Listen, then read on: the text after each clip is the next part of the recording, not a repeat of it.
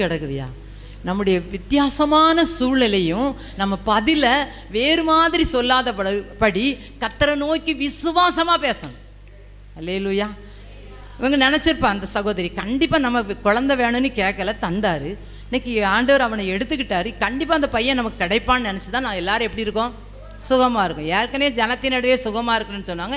இன்றைக்கி இப்போ செத்து போன மகன் உயிரோட வந்துடுவானுங்கிற நம்பிக்கையில் சுகம்தான், அவன் பிழைச்சிருக்கிறான், நாங்கள் சந்தோஷமாக இருக்கிறோன்னு சொல்லிட்டாங்க.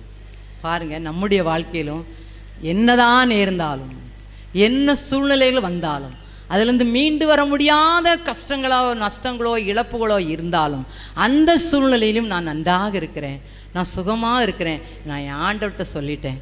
ஆண்டவர் என்னை என்ன செஞ்சிருவார், என்னையும் என் குடும்பத்தையும் பார்த்து கொள்வார். என் குடும்பத்தை எப்படி பண்ணிடுவார் தெரியுமா, ஆசீர்வாதமாக வைப்பார்.